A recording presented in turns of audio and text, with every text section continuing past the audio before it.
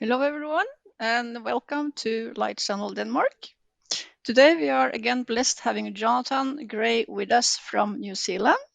And this is our 11th program with him where he's sharing with us or answering critical questions from his book Discoveries. As you probably remember, Jonathan got really interested in archaeology when he was quite young. And he has been to the site of Noah's Ark so many times that he even don't remember how many times he has been there. And he has actually written 51 books. And we will have the blessing of him sharing in a few programs from now a little bit from each book so that we can see what blessings we can have if we want them. And he has also been to 40 countries where he has been invited to come and share about archaeology. And many times he had gone back to the same countries again.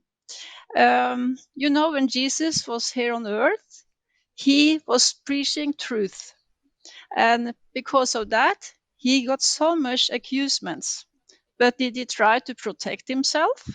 No, he was just continuing to preach the truth. And Jesus is our example. And we are also going to be prosecuted or accused for things when we stand up for truth. But we should never try to defend ourselves. And Jonathan has followed Jesus' example. He has accused many, many times, but he has been preaching the truth, and he has seen that thousands of people has come to know Christ. Several times he have had meetings where people have come and been so skeptical, but after listening to all the discoveries and all the proofs, then they have gone out believing in the Bible, and praise the Lord for that. Last time when Jonathan was with us, he was talking about the anchor stones, and he was talking about that these anchor stones actually are laying very close to this little town called the Village of Eight. And I think that's very interesting that name the town has had all the time since Noah's Ark landed there. And we had also these questions answered. Are the anchor stones other places close by? We also got the answer on the question, why did the Noah's Ark have anchor stones? Another question, would it be possible to drag the anchor stones to this place? And the last question, has more people than Ron Wyatt and Jonathan Gray done research on Noah's Ark? And there's so many people who have done this research. And we are so blessed that we have come in touch with 3 other archaeologists, that I don't know each other. And we are going to do some programs with them. So we are really looking forward for that. We are all in a battle, in a spiritual battle, and the battle is of our mind. And God is trying to teach us things, and so will lead us to salvation. But we also have an enemy in Satan who is trying to hide all these blessings for us. But in Matthew 7:7, we have this promise from the Lord: ask and it will be given to you, seek and you will find, knock and it will be open to you. And that's a really good promise, which we all can pray back to the Lord. So let's pray. Dear Father in heaven, we thank you so much, Lord, that you want to be in such a close relationship with each one of us. You have said, come, let us reason together. We are so thankful, Lord. We are all sinners, but you know that your arms are open. Your arms, you are saying, Lord, I'm so much looking forward that you come to me. So thank you that we can come to you just like we are. And by spending time with you, Jesus, we know that miracles are happening in our lives. You will change our characters. You will create us back to your image. And that is what the gospel is all about. that you will change us so that we can fit into that beautiful heaven and the new earth which you will create for us. Thank you, Lord, for all the evidence about this Noah's Ark and the other evidences about biblical findings. We thank you for all the people who have been believers in you, given your lives to you through watching and hearing these experiences. And we pray, Lord, that you will be with Michael and Jonathan now as he's going to share more evidences for the truth about the Bible. In Jesus' name, amen.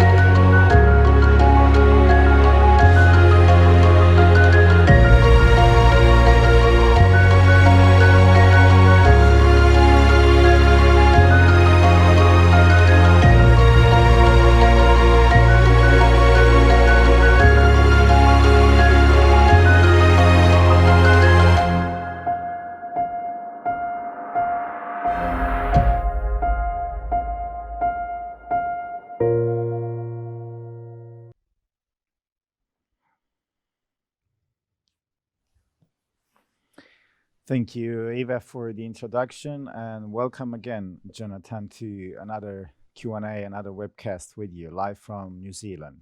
Thank you for being with us again. My pleasure. Well, today we're going to have kind of a marathon on a lot of questions. We decided to kind of change our way of doing these webcasts. So if you follow with these programs before on these Q&As with Jonathan, we're not going to go that much into details, but we're going to ask you if you'd like to look into these details for yourselves. So what we're going to do, we're going to give you kind of an appetizer to these questions, and Jonathan is going to do some explanation around these questions, but we're not going to cover as much into details as we did before. Time is short. There is a lot of information out there. Maybe some people are asking the questions, why do we even bother to cover these questions, these issues about Bible archaeology in such a time like this? Well, you'll be surprised to find out through these answers that Jonathan is going to give today and the next webcast that there are answers even in Bible archaeology to the situation, to the world, and what is going on around the world today. So let's get going, Jonathan. One of the first issues that we're going to cover today, it's about the anchor stones that we have here on the screen. I have a screenshot here. Basically, I'm copying the text from Wikipedia, which is referring to this geologist, Lawrence Collins, with some David Fasold. They found that that these samples from the stones, and we're talking about the ship anchor stones located around Noah's Ark, which you have done a lot of research on. They are local rocks, and thus could not have been brought from Mesopotamia, the ark's supposed place of origin. And they state that similar stones found throughout ancient Armenia are recognized as pagan holy stones. So I'm not going to go that much into, but this is the claim A lot of people, the reason I took this from Wikipedia is because a lot of people put their trust in Wikipedia. Here I have another quotation, if it's coming up on the screen. This one. The Arzab dragstones are a number of large standing stones found near the Durpinar site by amateur archaeologist Ron Wyatt with the aid of David Fasold and others. So Fasold interpreted the artifacts as dragstones Wade used to stabilize the ark in rough seas because they all have chamfer hold and so forth. So there is obviously a statement, as I'm reading here, there is a statement, David Fasold.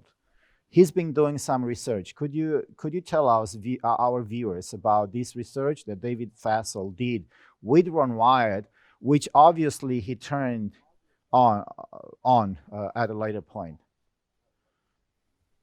Yes, well, David Fasold was a marine salvage expert who used to dive for old shipwrecks, mainly Spanish galleons that were wrecked off the coast of North America in the days when the Spaniards were exploring the world.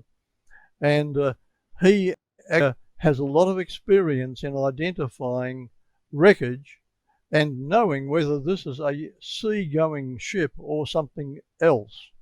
And David Fasold was convinced that this was a ship. And he went there several times, and he even wrote a book on it, giving his reasons why he believed this was Noah's Ark. David was an authority who you could take notice of. He knew what he was talking about. Okay, all right. I have here, I'm going to put on the screen some of the pictures which are available, and I want to point out that these pictures are from Ron Wyatt, Ark Discovery, and Ron Wyatt's museum websites.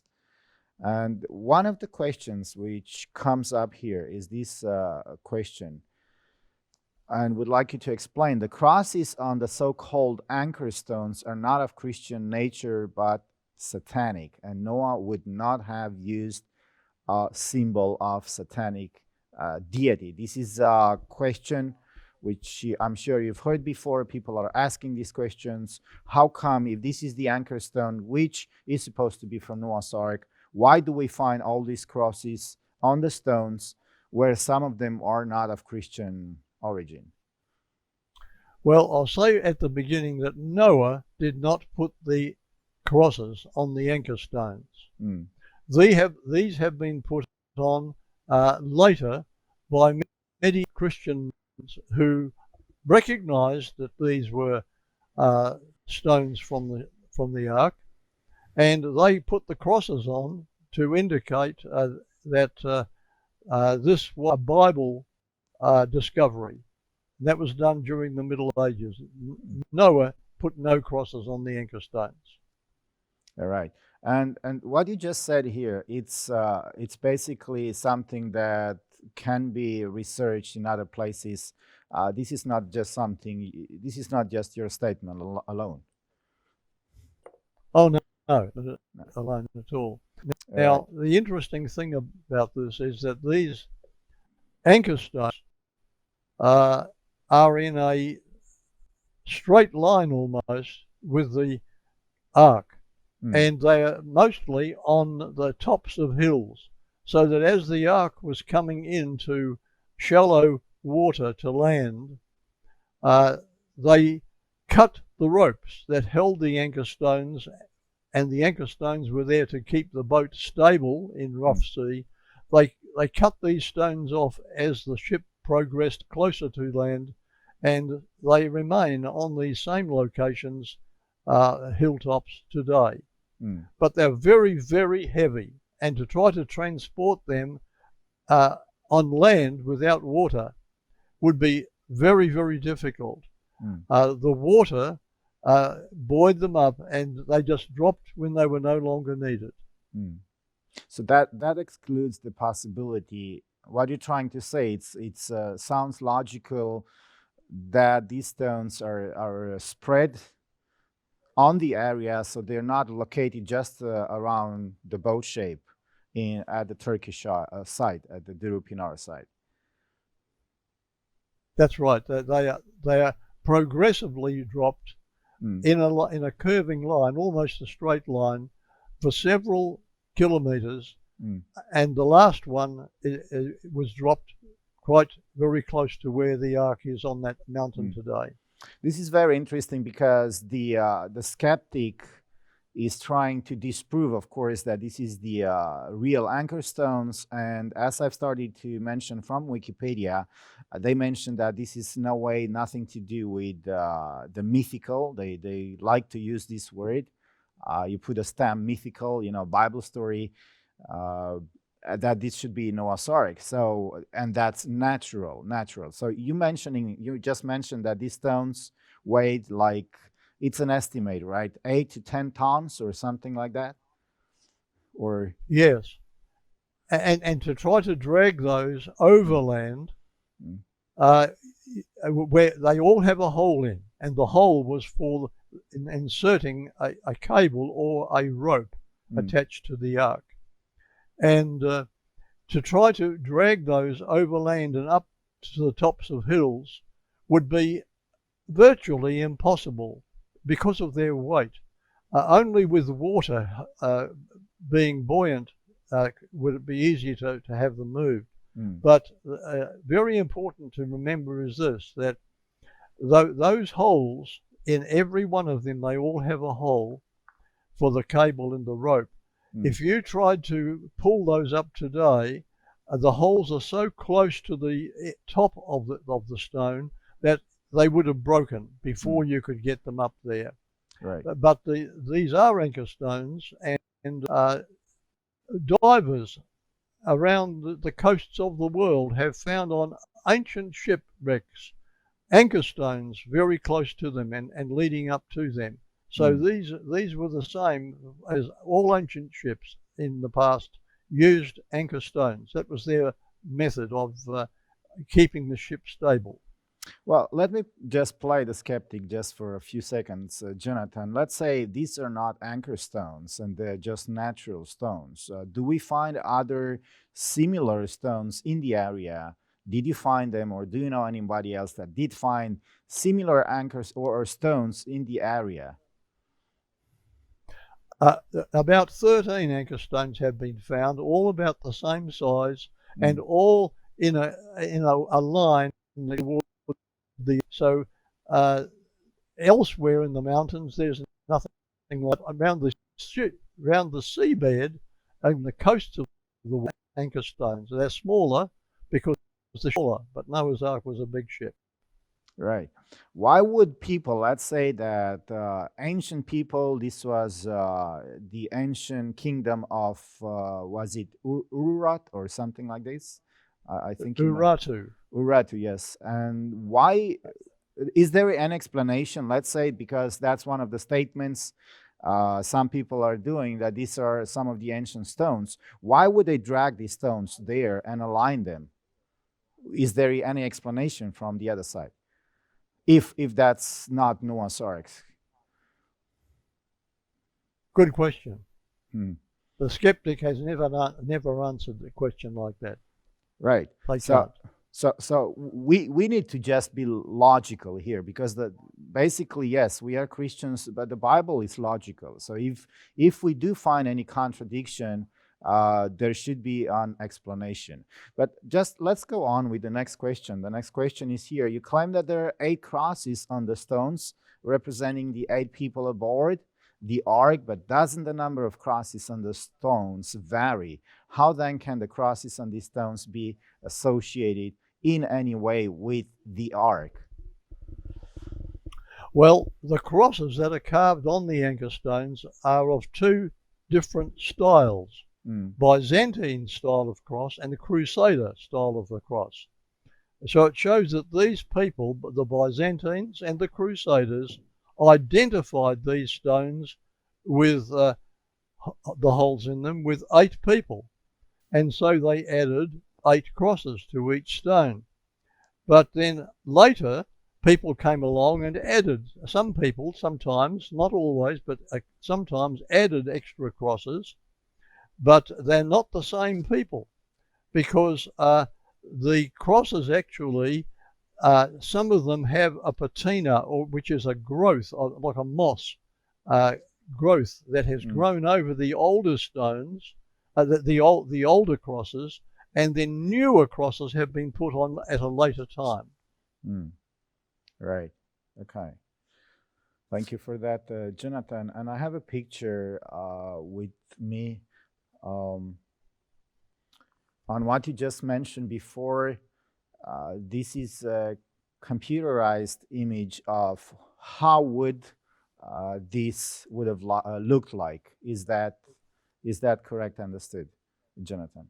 That's correct, yes. So that it did not matter how violent the water of the ocean was, as the whole world was being drowned, that violence was diminished by the fact that these stones hang down and pulled the ship into an easy alignment.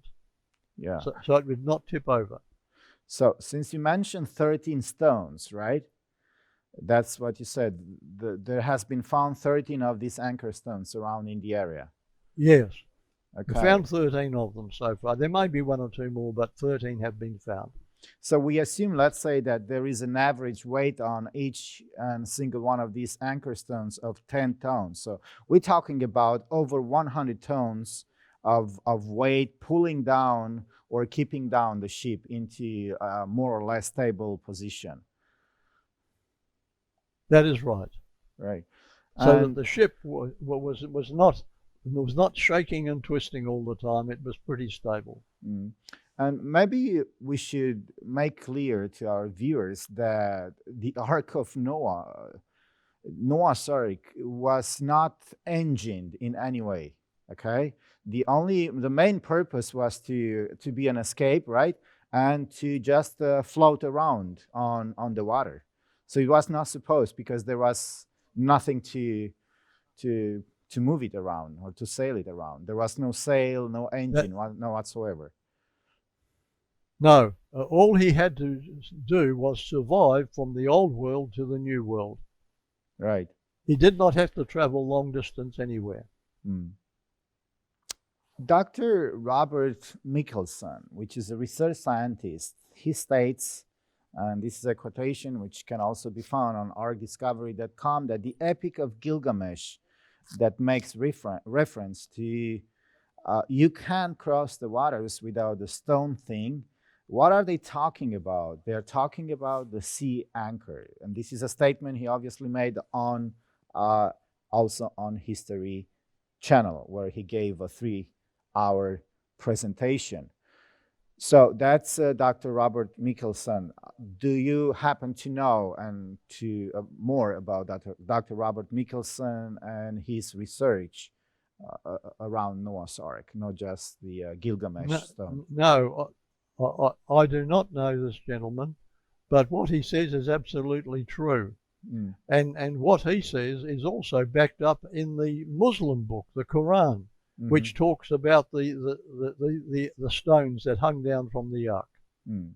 And just for our viewers, if you haven't heard about the Gilgamesh stone, we have covered this in a previous webcast.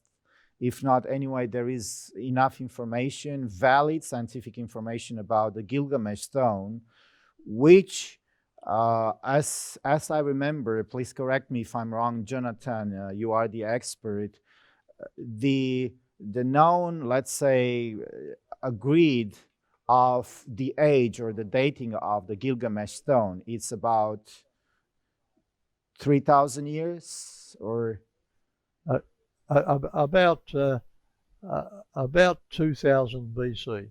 About 2000 BC. Before Christ. Yeah. So that's as I know, one of the oldest independent statements about the anchor stones. Is that correct? That is right. Yes, yeah. It is. It's recognized as a report of the Great Flood. Right. Well, just some few pictures here. Large sea anchor stands with crosses inscribed on its face. Mount Ararat in distance. David Fassel said, at least during his research with Ron Wyatt, that there is 4 feet of stone in the ground. And I wanted to take this image and this statement. This statement is being, as you see at the bottom of the screen, the village of 8 and sea anchor from arcdiscovery.com. And the reason I've done it, it's because I wanted to, you mentioned before, the theory that these stones have been dragged into the area. Why do we then find that there is quite a good portion of these stones 4 feet into the ground? So if they've been dragged, is it probably because of volcanic activity? What is your statement on this theory? Well, what really happened was that they were dropped from the ark and landed on the ground underneath the water. And while the land was very soft, this one in particular sank down into it and has remained partly buried ever since. Right. So that gives even more credibility to your statement that this is actually the anchor stone and not just some stones that have been dragged in ancient times. Okay. Well, another statement comes here that on these stones, another view of the same stones, diamond shape represents Nimrod, who came from this area after the flood. And Nimrod, because obviously it's being set into connection with the anchor stones, Nimrod is an individual which is not mentioned only in the Bible. You are also a historian, Jonathan. Do you happen to know, just on right now, Nimrod, it's a quite known person in the history of the world. So we're not just talking about the history of the Bible. Is that correct understood? Yes, and Nimrod actually was involved in the Tower of Babel, which was several hundred kilometers to the west of the ark site. Yeah. And the Bible says that they came from the east. They came west. Come from the east, you're west, and the river that starts up near the ark goes through the mountains until it comes to a flat plain.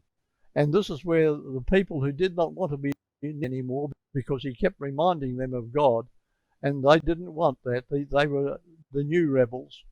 They decided, let's get away from old man Noah. We don't want any more of his preaching. So they traveled westward until they came to a flat plain. The Tower of Babel is another story, but we believe we know exactly where it was. Yeah, and this is something which you have by Nimrod.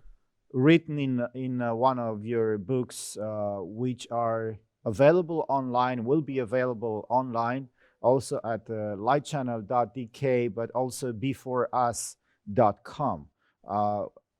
What is the title, the name of the book, where you talk about Nimrod and the Tower of Babel? Yes. What happened to the Tower of Babel? I believe that's the title. What happens to the... Sorry, I didn't get that. It happened to the Tower of Babel. What did happen? What did happen to the Tower of Babel? Right, thank you. Some more pictures on the stones which have been found around. Stone has a large cross in the middle representing, well, at least this is what it's supposed to be. A second smaller in the lower left representing Miss Noah, 3 smaller crosses representing the 3 sons, and the 3 smallest crosses representing the wives of the sons. This is a large stone with Armenian writing on the right side. And the next picture is with the Armenian writing, which states the cross was placed Saint Intercessor Husig Armenian 29731 or 531. That's AD. Husi was martyred in 347 AD That's from Martha Francis for translating this into English. So that's another stone, another picture I just want to mention here. One of the last one, large crosses for Noah and 6 for the rest of the family. One is probably broken off. And this picture, again, taken from the village of 8 and the sea anchor stones. Again, the hole in the stone, it's there. And another one here, stone with possible image of the Tower of Babel per Ron Wyatt. And another picture that we have on a hilltop outside the village of Arzeb is this stone with crusader style crosses inscribed on it. The hole is broken on the right side. And this stone is out in the countryside and does not have crosses. Perhaps it was uncovered at a later date. And another one in the countryside, people looking around the stone, there is a hole in it, and we can do a comparison. Another stone out in the countryside, the top on the left was broken off, which had a hole drilled through.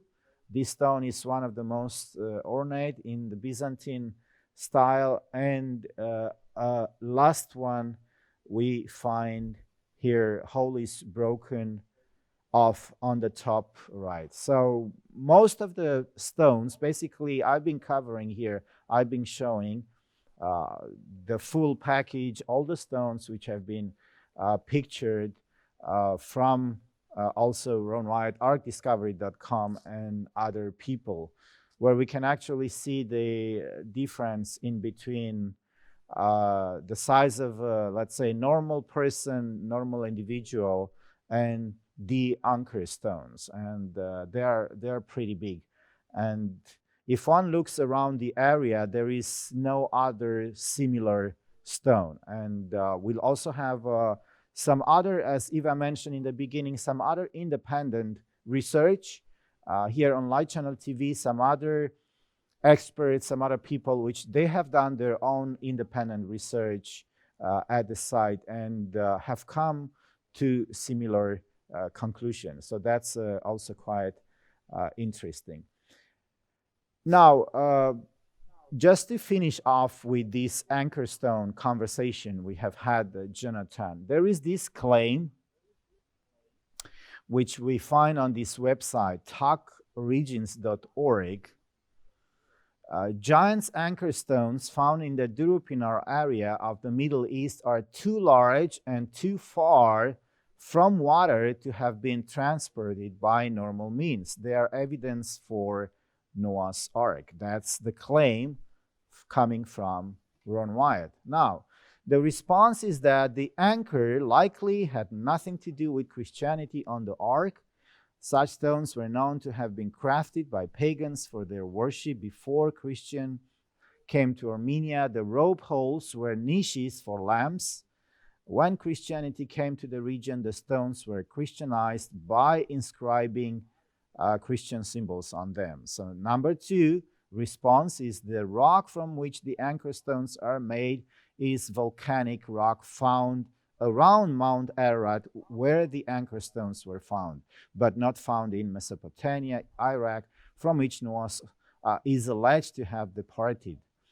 And this is Colin and Fassel, 1996. So if the stones were crafted by Noah, they would have come from the region where Noah came from, not where he landed, he's supposed to land. So this is the response which is being given. So the question is, are these stones pagan Armenian stones? Did the Armenians made them, carve the inscription on them, at the time made them? Because obviously, according to these responses, there is evidence that this had other inscriptions on them beside crosses, and that these pagan inscriptions were chiseled away at a later date and replaced by Christian crosses. This is no more conjecture, as those who have examined this stela report that there is evidence of an earlier defacement. And this is a statement coming from creation science allegation. So to summarize, basically what I've just covered here is that obviously also within the Christian community, where answering Genesis and creation science are the biggest promoters also of the statement, the idea that these are not anchor stones. Again, these are pagan stones which have been Christianized at a later point. What is your statement on this? Well, my first statement is that the writer of that article, Andrew Snelling, and by the way, creation science, bad reputation. That's why it changed its name to Answers in Genesis. It's the same organisation. And the writer for this organisation, Andrew Snelling, he had never been to the site. He's never been to Turkey. This came straight out of the top of his head. It's totally untrue. They never examined stones to see what kind of rock, because they never went there when he wrote it, before he wrote his article. The whole thing had one agenda, and that was to discredit Ron Wyatt, because they were connected with a man called John Morris. I think we went through this on a previous podcast. Yes. John Morris swore that he would destroy Ron Wyatt because Ron Wyatt was promoting this site, and John Morris had been raising money promoting Big Mount Ararat. Now, the Bible does not say Mount Ararat. It says the mountains of Aratu, or translated into English, the mountains, plural, of Ararat. In other words, a mountain which is exactly where the ark is. But John Morris was getting very upset with Ron Wyatt getting the attention. And he said, I'm going to destroy that man. And so he and creation science worked together. That article, with not one person in that whole group of people had ever and seen anything for themselves. So they made up a story because they thought the public will believe it if we say that. All right.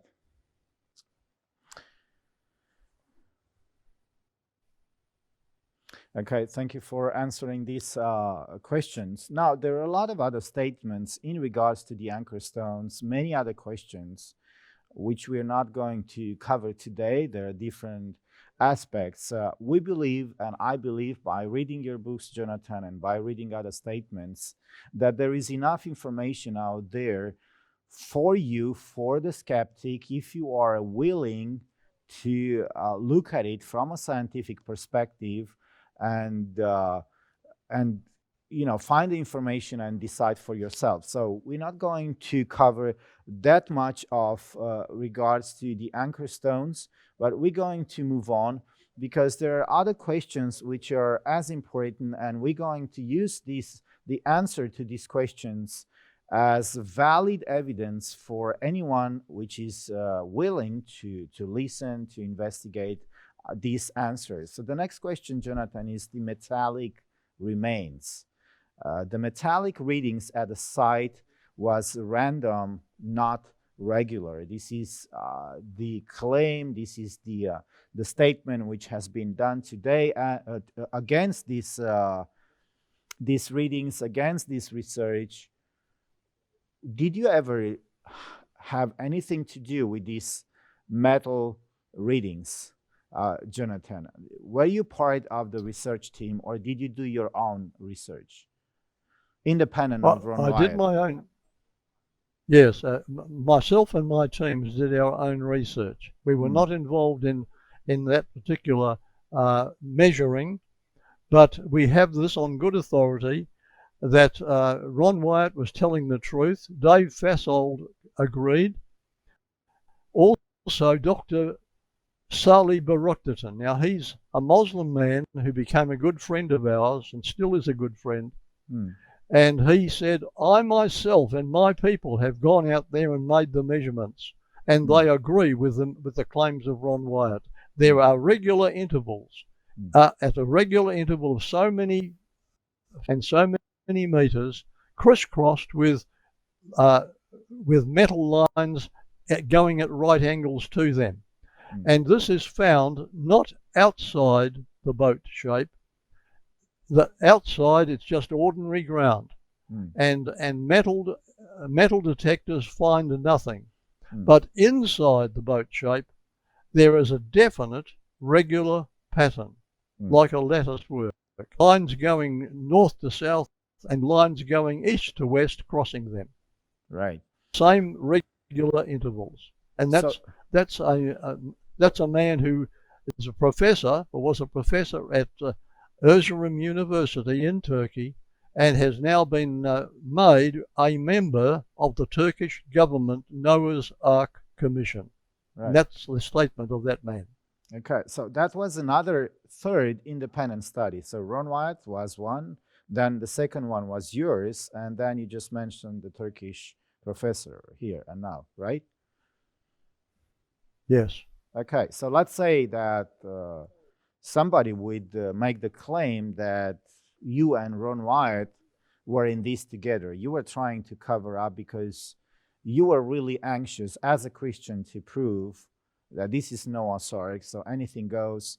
You will, let's say, you and Ron Wyatt will make up these measurements, this data, because whatever the skeptics are trying to come up with different arguments and theories to disprove these measurements, at the bottom line, as I understand it, is basically they're trying to say, well, Jonathan Gray, Ron Wyatt, and anybody else are lying, right? These are not basically metallic remains. And as we're going to actually ask in the next question, which comes up on the screen here, is also the question is being put upon the metal detector, a divining rod. This is what has been called. Is it true that Wyatt used a crank device to obtain the iron patterns over boat-shaped objects, and that the molecular frequency generator is nothing but a divining rod? Well, my answer to that is that that same metal detector, a type of metal detector, has been used by the United States Police to find a body in a river. Mm-hmm.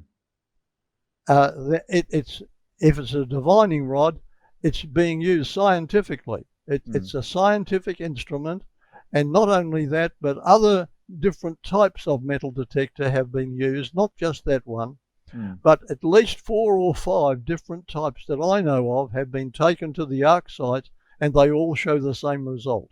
So if one of them's a divining rod, then the scientific evidence is that all the others are not divining rods. You still get the same result. So forget about the one that they're disputing. How do they account for the same readings from other kinds of instruments which are of a different make? Right, and that's an interesting point. And as a matter of fact, you are referring in your book, Q&A answers, to the specific data about these measurement devices, as I remember. You are giving... Yes, we do. We give... as a matter of fact, we have published in that book photocopy letters from the scientific community showing that they used and accepted the metal frequency generator. Right. And we should also maybe remind our viewers that we are in 2020 and we're talking about some of the first measurements which were done by Ron Wyatt. We're talking about more than 25 years ago, right? That's right. And in that time, different people have been there and found the same results.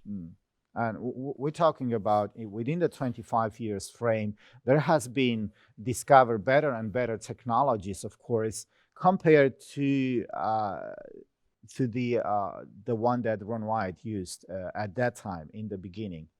So what would anyone think about disproving the claim, the statement against particularly Ron Wyatt, which obviously it's quite intriguing when I'm thinking that, okay, if you do not believe, as you mentioned, what Ron Wyatt discovered, because you don't trust that technology that he used, exactly what about all the other measurements which has been done over the years with different technology by independent researchers? One of them was you, and you actually went there, as I remember you were telling us in one of our webcasts. You went there as a skeptic, actually, to kind of maybe disprove Ron Wyatt, if I remember correctly. Yes, I had to go myself to know the truth. I could not take another person's word, so I took other people, and we got the same conclusion. This is the place. Right. And basically, you would invite anyone to go there. There are still people going there to the site.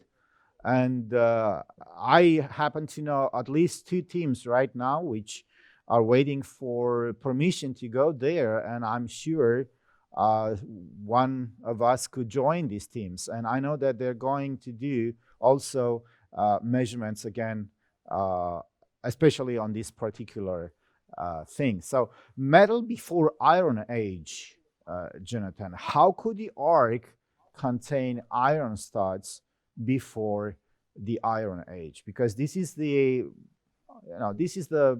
let's say, majority thinking today in the world. History has been divided in these ages: iron, bronze, and so forth, the Stone Age. We're talking about here, if this story is true, then we're talking about here iron before the Iron Age. How is that possible? Yeah, well, the Iron Age actually is a fiction. An evolutionary theory has invented these ages. First of all, man was grunting with a club and dragged his wife out into a cave by her hair. And then they decided they would go hunting, and then they decided they would plant vegetables, and then they decided they would make stone axes, and then they decided they would use iron, and so on. Now, that's all nonsense. Iron, there's always been iron in use. In fact, the book of Genesis tells us that a man called Tubal-Cain, a descendant of Noah's son Cain, actually not only used metals, but he taught. He had a school of metallurgy. He was the first that taught this, and that's in the book of Genesis, chapter 4. Now, when we come to the remains of this vessel, we see iron rivets, and rivets, of course, join 2 cross pieces, and there are 4,300 of these at regular intervals right through the arc shape. And where one crosses a metal line, it's crossed by another line at right angles, there's a rivet there joining the section. And this is right through the structure. Now, when we look at the first, one of the oldest cities in the world, Medzamora, that's in the same area. It's the first, so it's the oldest city that has ever been uncovered. And there are furnaces, dozens of furnaces where iron was used and bronze was processed. And you'll find that they had these furnaces and they had iron rivets elsewhere around. So the very earliest civilization in this world, began in Turkey, in the vicinity of the Ararat region, and in the Araxes Valley, as it's called. And this oldest city of all, Medzamor, is recognized as having an iron industry. So that's the oldest place for human habitation in the world, and they were using iron. Right. Thank you for that, Jonathan. Next question is, okay, so if we make the statement that Noah used metal, then where are the early metal objects of civilization that followed? Because do we find the metal rods, or do we find metal just in and within the area of Noah's Ark, or do you have any other, evidence to back up this claim? Well, we have it within the, not outside it, but we have it there in the remains of that city, Medzimor, which is recognized archaeologists as one of the, if not the, oldest city in the world. Okay, right. Thank you for that. So if we talking about rivets, so let's put this picture on the screen here. We're talking about rivets. Rivets not analyzed. Let's see, I should get it up on the screen. Coming. Dr. Pennington says that Wyatt has consistently refused to allow his rivets to be subject to independent geological and chemical analysis, thereby casting doubt on his claim. Will you comment on this? I'm very pleased to on that one.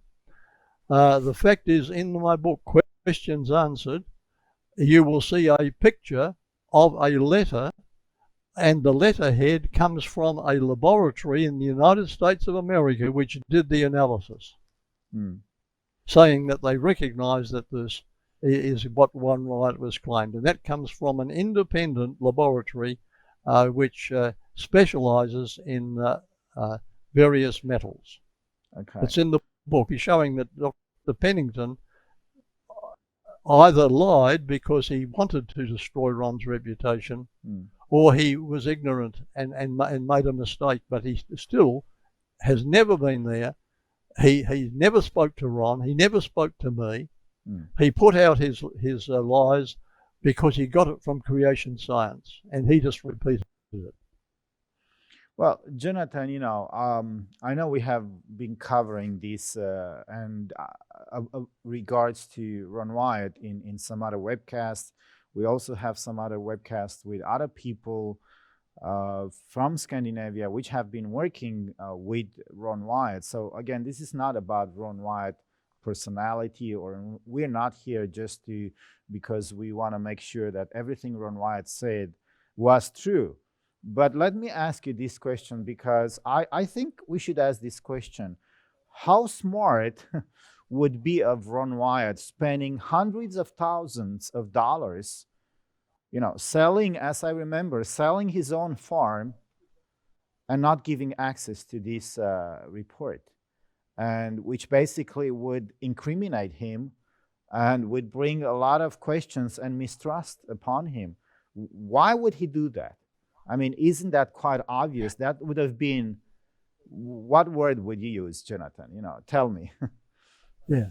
There could be no motive for him to do that. As a matter of fact, on his deathbed, World Net Daily, a media company, came to Ron as he lay dying, and they said to him, they interviewed him on his deathbed, and they said, Mr. Wyatt, is there anything that you have been that you now want to cancel, that you say is not true? Is there anything that you need to? And Ron, knowing that his next waking moment would be to face God at the judgment, Ron shook his head and said, everything I have been saying is true. Everything. Right. A man's deathbed confession is probably the best testimony you can ever get, because a man's eternal soul is at stake. Yeah. Now, not only that, but everybody in the world can now have access to the evidence that proves Dr. Pennington was not telling the truth, and that evidence is in the book. In that question, a photocopy of the letter from the laboratory. Yeah.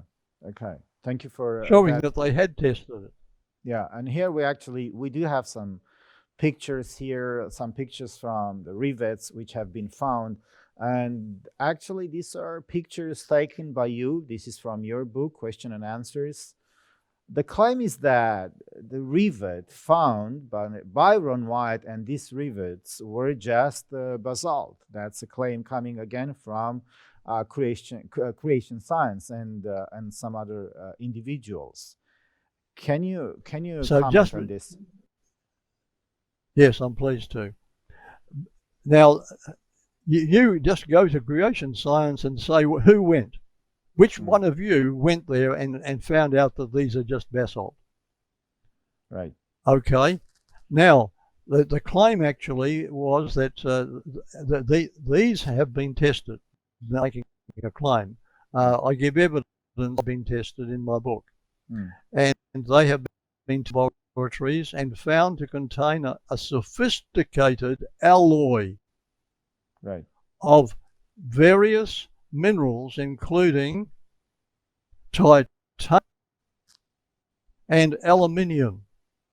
Yeah. Now, titanium is a space metal. It's only been used in our day since NASA sent up its things into the sky. It's a newly used technology. Titanium. It's a very advanced technology, and the alloy is very different from what you find in rock. It's the alloy is manufactured. It's been made in a factory, and there are 4,300 of these right through the ark that have been made in a technological factory at the time the ark was being built. All right. But the claim, Jonathan, is that the rivets contain too much silica for it to be man-made, so too much silica. In your video, you show an analysis of the metal rivets from the ark. All the amount of the metals are expressed as oxides rather than as the percentage of metal itself. This is done for rock analysis, but not these days for metal analysis. So what stands out in the analysis of silica, which is about 45%, as I recall, no metal alloy can have that amount in it and remain metal. So is this not an advanced alloy, but a rock? Well, let me put it this way. When NASA, the American Space Agency, heard of the analyses of these rivets, they thought it might be evidence that the Russians had sent up. This is during the Cold War between Russia and they were afraid that the Russians may have sent something and it dropped down out of the sky into Turkey, where this is. And so they sent their scientists to Turkey to examine it. And they went back home shaking their heads. They said, this is too advanced to have been made in our day. Something greater than us has made this. Now that's a testimony from NASA. They couldn't understand how such high technology could have been used by the Russians. Right. And they only thought of the Russians because they knew that this was a high technology. It was not natural. But Jonathan, would it not require electricity to manufacture rivets of such sophisticated and an alloy as claimed for your rivet sample, electricity of which Noah would have been ignorant? Well, that's interesting. Now, a claim that Noah would be ignorant of electricity is again showing ignorance of what has been discovered. Now, in my book, Dead Men's Secrets, I give evidence of the world flood and since the flood and the use of electricity worldwide where the evolutionists say it couldn't be possible. And it's a very interesting subject showing electricity has always been within the scope of man's ability to understand. And before the flood, of course, people lived longer. They could build on their own personal knowledge and create and design things which today have taken us hundreds of years to get back after it was lost. Right. Now, there is a statement, a claim here done by late Standish in a letter to friends that a lab in Tennessee have denied that they validated the metallic composition of the Ark of Noah. Now, I know we have covered this before. I just want to take this question within this context because we're talking about the metallic rods and their composition. Is this statement correct here, Jonathan? We have challenged the Standishes and Pennington's brother-in-laws. They're all the same family who hate the discoveries. We've challenged them to produce evidence of that denial, and they've never done it. Okay, well, let's move on, Jonathan. Now, another claim is that Ron Wyatt did lie about the Turks finding metal objects in the site, as creation science claims. And you also made a statement before about a Turkish professor. As for the report of the Turkish archaeologists finding 8 pairs of long forked metal rods, the only source of that story is Wyatt himself. And we have the link to this statement in your book, Question and Answer. Is this statement correct, Jonathan? Once again, it's an incorrect statement. Anyone could contact Dr. Salih Beruktatin, Professor of Geology at Erzurum University, who is a member of the Noah's Ark Commission, and us Turks have confirmed it. Now, they will say the Turks have confirmed everything that Ron Wyatt has claimed. As a matter of fact, they have now declared this area government has declared it an international historic park. Okay. Well, what about this other statement, this other claim that complete radar scans from the site were never done by Wyatt? The 1986 scan were incomplete and more were never done. So the planned follow-up scan, this is a statement from Creation Science, the whole formation never came to pass, at least not at the hands of Wyatt and Fasold from all published accounts. What is your take on this, Jonathan? David Fasold, I've discussed these matters with David Fasold at length, and he said that he was involved in doing radar scans, and likewise Dr. Salih Beruktatin of Erzurum University. They've done radar scans, and they back up the same pattern of what's inside the structure as Ron Wyatt claimed. So the fact is, when they say they haven't done it, they've done no research. All they've done is an attack. And these people attacked it before they even came to us. They didn't come to us to see what evidence have you got.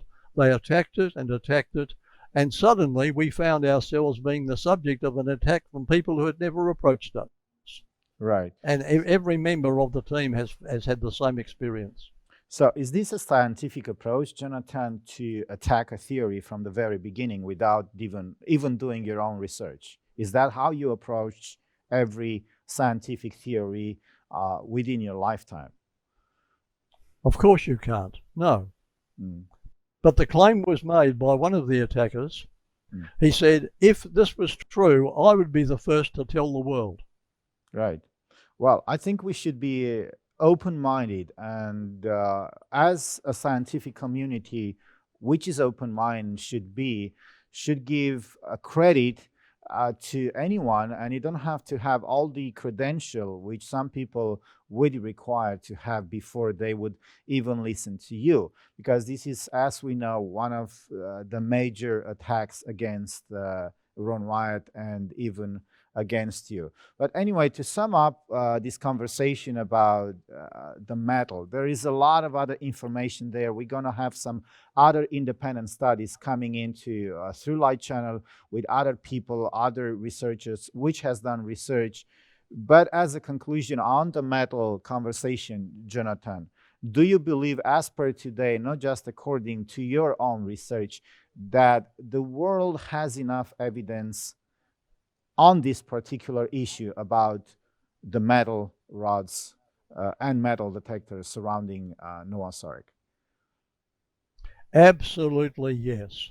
There's enough evidence that no one need look at this evidence and be a doubt. The fact is, the evidence is watertight, it's solid, it's consistent. Everybody who's gone there and made the test with the frequency generators, 3 or 4 different types of frequency generators have been used by people, and several types of radar scans have been made by different people, and they all show the same result. Well, Jonathan, just one question in regards to that.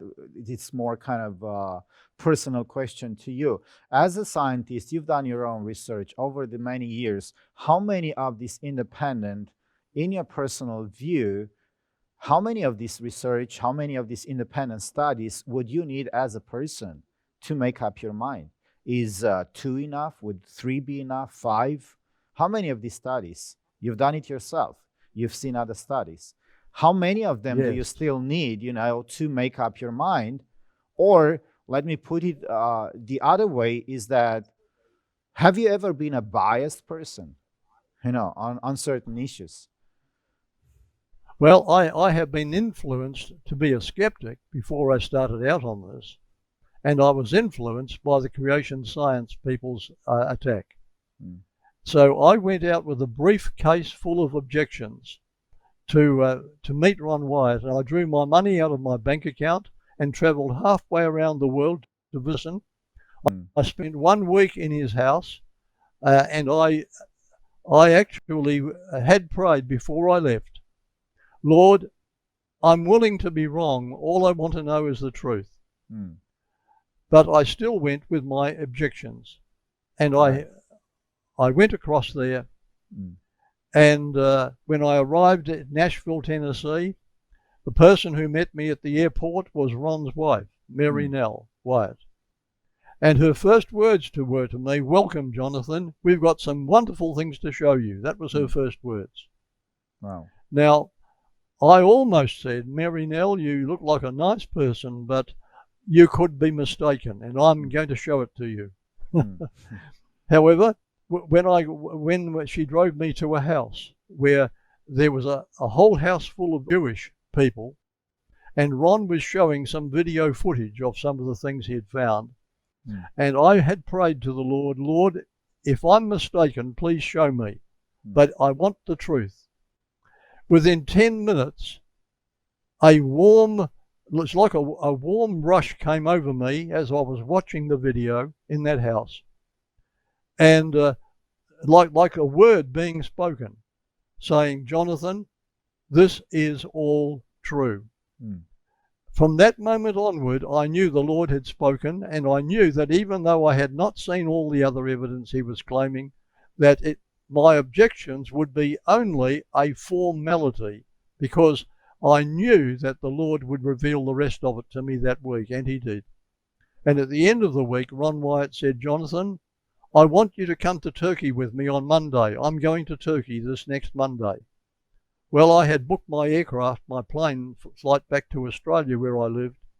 And so I said, Ron, I have no money to go to Turkey, and I'm booked already with my flight.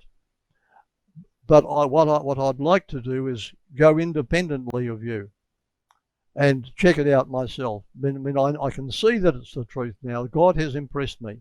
But I'm going to go there personally so that I can testify about the truth.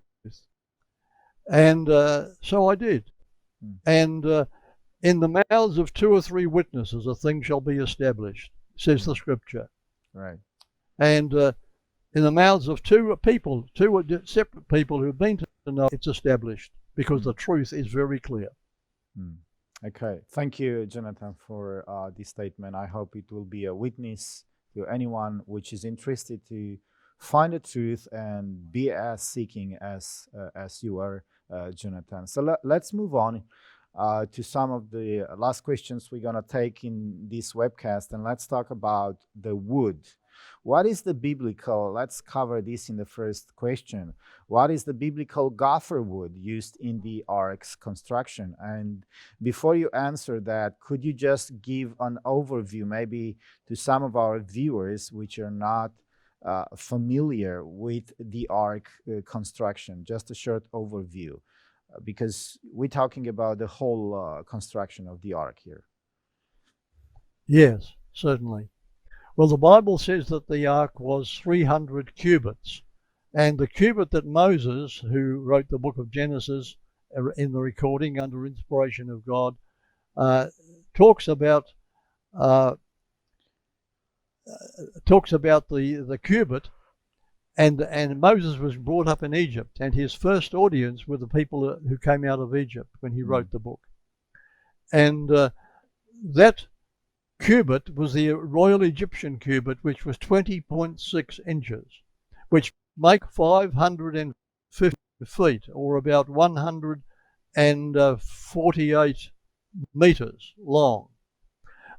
We'll deal with this another time, but the size of the ark is given there in the book of Genesis, and the wood was made out of three decks. 3 decks were made of wood.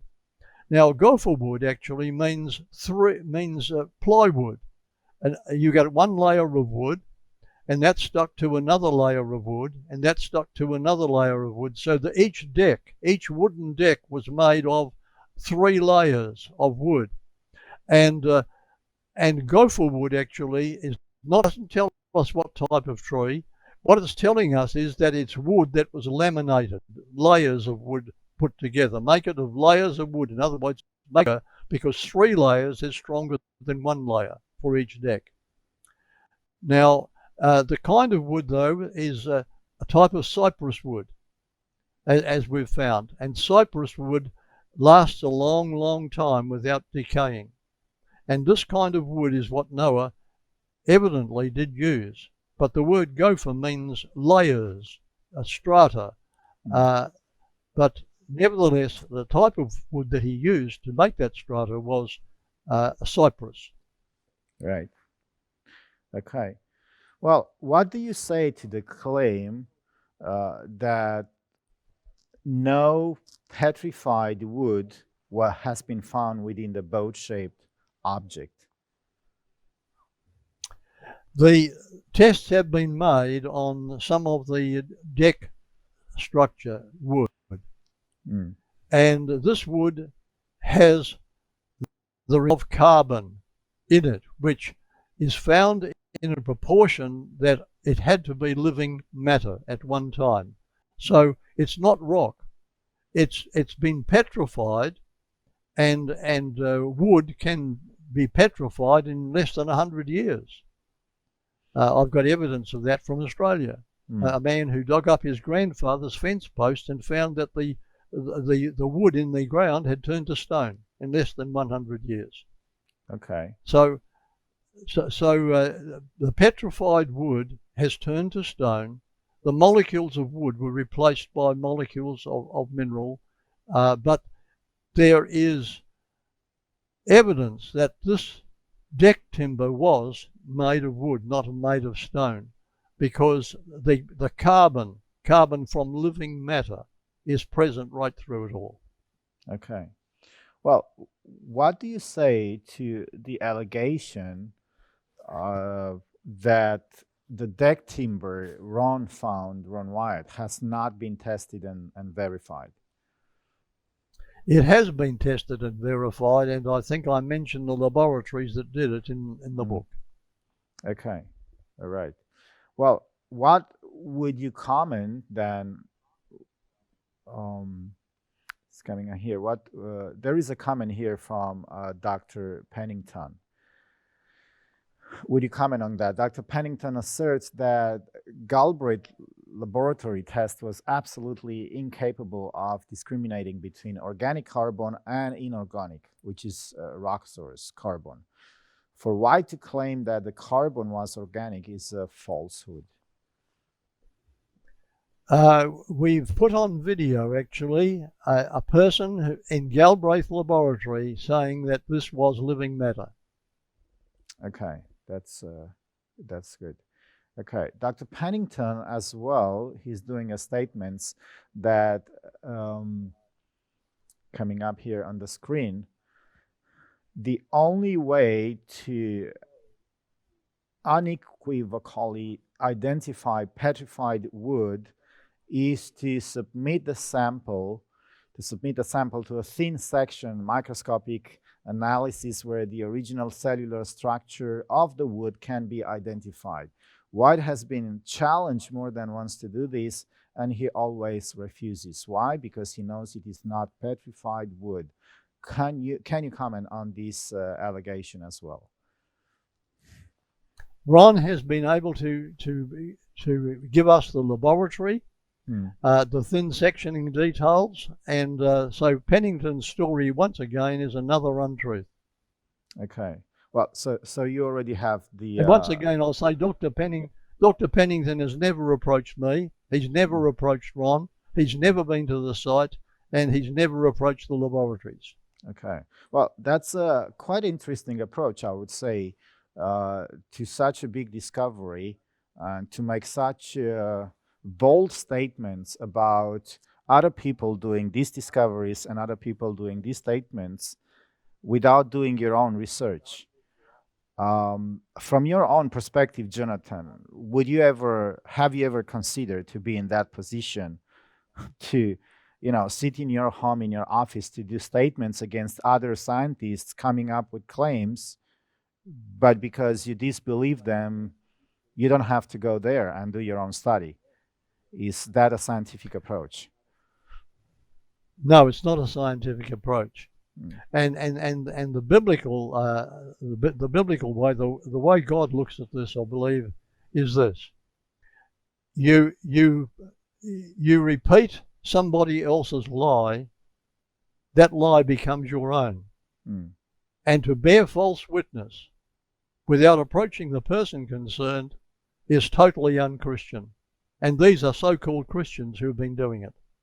Okay. And I do believe that Satan, of course, hates the discoveries, because these discoveries show God's power and his intervention in human history in the past. And Satan claims this whole world as his own. And he is furious that these discoveries have been made, because they show, first of all, God's power. They show also that God can intervene again if he chooses, because he's already done it several times. And they also show that the Bible is true and God's word is true, and Satan hates it. And so he uses a very sly and cunning tactic. That is to use people who claim to be followers of Christ to attack what God has been doing.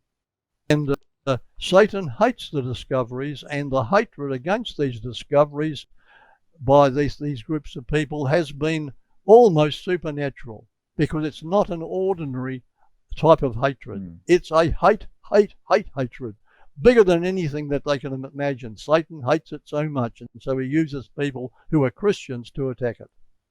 But Jonathan, shouldn't be like kind of a mathematical consequence that the more discoveries are being made, a lot of other independent research are being made, this disapproval rate of the discoveries of Ron Wyatt around Noah's Ark should decrease by the years. Is that the reality which you are experiencing today, or is the attack against these discoveries still on the same level, maybe even increasing?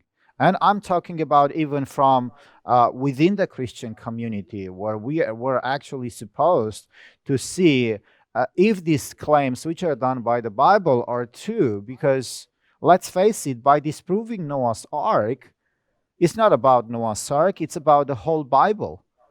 It's then the whole Bible, it's a hoax. This is the consequences, as we've mentioned so many times. So how do you experience over the years, because you have seen yourself, not just your own, but a lot of other people, as we've mentioned, discovering more and more, doing their own research, coming up with similar data, is the animosity against these discoveries decreasing? Well, let me say this, that one of the big attackers was the Standish brothers and their brother-in-law, Pennington, Dr. Pennington. and it was said that, and the Standishes said that even if we can prove it's true, they will not believe it. They said that. These are Christian ministers. Even if, this is their actual words, even if it can be proved true, we will not believe it. Committed themselves to fight it, so it'd be too embarrassing for them to turn around and say we were mistaken. Now, this is something which is big, and because God is involved in it, Satan hates it. And yes, this is the whole reason why it's going on. But these same people did say that given enough time, the claims of Ron Wyatt and Jonathan Gray and those with them, these claims will be disproved. Just give it enough time and it'll be proved all wrong. Well, given enough time now, thousands and thousands and thousands of people have come to a saving knowledge of Jesus Christ and the truth of his word. And Jesus says you'll know them by their fruits. Now, the attackers have not brought anyone to Jesus. It turns people away, what they say. And in fact, atheists and agnostics, unbelievers who are not religious, are quoting these ministers, these Christian ministers, quoting them as a good reason for not believing in God. That's the fruit of their attack. Quite interesting assumption and some comments you made, Jonathan. If I may comment on this, because I'm thinking, well, this is a reasonable assumption to say, well, over the year, if what Ron Wyatt, Jonathan Gray, and other people are saying in regards to Noah's Ark discoveries and even the other discoveries, if these are untruths, if everything is a lie, of course we're gonna have evidence like it happens, you know. And over the years, of course, scientists are making claim theories which are being disproved over the years. And that doesn't mean that everybody is just a liar or they have some hidden agenda. Maybe they were just honestly mistaken. So let's assume that Ron Wyatt was honestly mistaken. He made kind of a big fuss around these discoveries, and over the years, then it should have been proven that it was actually a mistake. It wasn't true. And even in your case. But you mentioned something very interesting, which kind of provokes me to ask you this question. If this whole thing about Noah's Ark, we're talking about Noah's Ark, these discoveries that Ron Wyatt started and you continued. If everything around this was a hoax, let's say that Ron Wyatt and then later you made everything up just to prove that the Bible is true. You made one of the history's greatest cover-ups, just to say, okay, the Bible is true.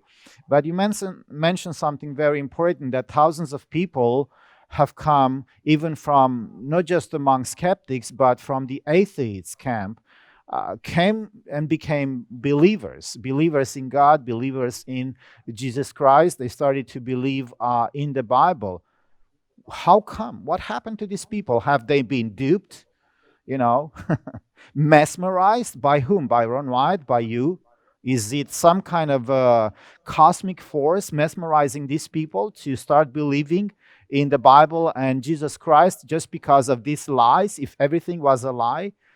Can you explain? Because it doesn't really fit into my reality. How could this happen if everything surrounding Noah's Ark discovery and the other discoveries of Ron Wyatt was a big lie? All right. Now, lies come from Satan. He's the father of all lies. If lies can bring people to the truth, then I don't know how those people can be brought to the truth by lies. Jesus said, "You'll know the truth, and the truth shall make you free." And he says, "You'll know them by their fruits." And I've had atheists walk into my meetings, and after an hour and a half in the hall, in the back seats, they've been laughing and scoffing. And then at the end of the meeting, as I've gone out to shake the hands of people leaving the hall, they have come to me and said, "Jonathan, thank you. My life is now changed. I'm going to go back to my wife that I deserted. and live with her and be kind and loving to her. Now, that's the kind of fruit from a lie, or is it from the Spirit of God?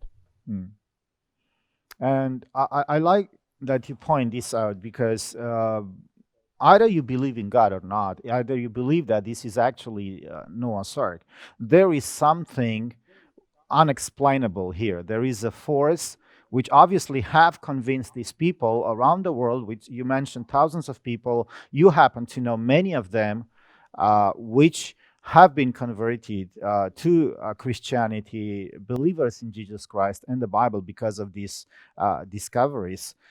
So disclaiming these people beliefs, disclaiming these people's turn around, because it is actually taking a force, some kind of a force. This is a miracle, to turn people around from being an enemy of God to being with God. Am I making some wrong assumptions here, Jonathan? How could this happen? I believe you're yes. Well, the fact is, the Bible talks about we're people who will make the truth of God into a lie. And it's a very dangerous situation to be in, to attribute the work of God. To my dying day, I will know that this is the work of God. Right. It is God who has raised up these things, and for anyone to attack it and say that this is evil, they themselves are on very dangerous ground. Right.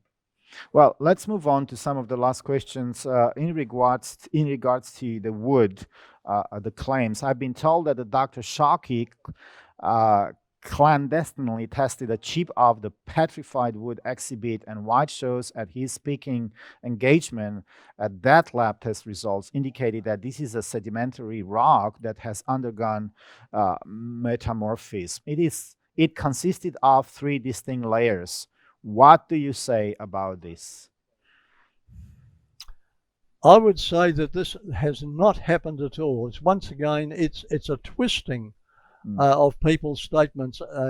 I could write a book on the lies that come out of something truthful, and they're twisted to make it sound like something else. Okay. Well, can your specimen, you have your own specimen, is that correct understood, of petrified, which you're claiming is petrified wood? I have actually examined and held in my own hands the specimens. I don't have any here with me, but yes, it's real, and it does not have any growth rings. Now, the fact is this, that growth rings in a tree are the result of changing seasons from winter to spring to summer to autumn, and the tree grows a ring. And people can date the tree by the number of rings. That's normally the case. There are exceptions, but the growth rings come because of the seasons changing. And a little bit grows one year, and another ring grows above that, on the outside of that, and next year, and so on. Now, before the flood, there were no seasons. The whole world was like a universal springtime. From the North Pole to the South, all year was the same. And the wood that has been found, that has been buried by found in coal mines, for example, has no growth rings. It's from trees before the flood. As a writer, Ellen White said, she said, before the flood, the trees had the appearance of the trees had the appearance of stone. And she actually backs up what I had just said, that before the flood there was no seasons, so the trees grew evenly and there were no rings. After the flood, we've got seasons, so we have rings on all the trees that have grown since then. Okay, thank you for commenting on that. But fossilized wood, Jonathan, has been found with growth rings. So doesn't that That's right. negate what you say about the pre-flood wood? fossilized wood. Now, I'm telling about a friend of mine in Tasmania, Australia. He dug up his grandfather's fence post. Now, his grandfather cut down trees that had growth rings, and he made fence posts. And when his grandson came to replace those old posts, he found that the wood had been turned to stone. It was fossilized, and it had growth rings. So any local disasters that occur somewhere where there's been a big flood in a whole forest, for example, Mount St. Helena in North America blew up a few years ago, and the whole forest was buried, and trees from that forest are fossilized. And fossilization can take place in a matter of just a few years. In laboratories, they make coal in a few hours from wood. Yeah. Now, in St. Helena forest, the wood was found fossilized and with growth rings. Okay. Because it's happened since the flood. Okay. Well, let's move on to one of the last questions in this webcast, and it's about animal hair. So if the animal hair found inside the structure by drilling is over 4,000 years old, why has not that hair decayed like all other organic material decay? It cannot be 4,000 years old, or can it? It all depends on how quickly it was buried by the mud flow. And that's all. Once it's sealed off from the air, it won't decay. Okay, well, thank you. That was a simple answer, very simple answer. Well, the last question for today is regarding fossilized dung. Since there is evidence that both wild and domestic animals have wandered all over the area of the slopes of these mountains, then how can you claim your fossilized dung and animal hair prove this to be Noah's Ark? Well, the interesting thing is that drill holes were made in the side, and some where part of the side of the ark was falling away, and the animal dung came from inside the ark. It was not on the outside where animals were wandering around. It came from inside the structure. Okay. Well, thank you for that. That was also a straightforward answer. So we have reached to the end of this webcast. Also a long one, as usual. There is a lot of information, even if we have tried to narrow down our answers and the details. And as I mentioned in the beginning, you can find much more details in Jonathan Gray's books, especially question and answers, but also some of his books that he wrote on these subjects, which are available and will be available at lightchannel.dk and Jonathan Gray's website beforeus.com. So you are more than welcome to come on and download these books. There is also a review about each and a single one of these books. And so we thank you, and thank you, Jonathan, for being part of this webcast again. I know it's getting late for you over there on Down Under. So thank you again for being part of this webcast. And by God's grace, hope to see you again very soon, where we'll continue with a Q&A about these discoveries. Well, we'll move on actually from Noah's Ark to the other discoveries, which Jonathan, because you've done a lot of discoveries, as I know, Jonathan. So thank you for being part of this webcast, and see you next time. Thank you. Thank you, Michael, and may God take the glory. Thank you very much.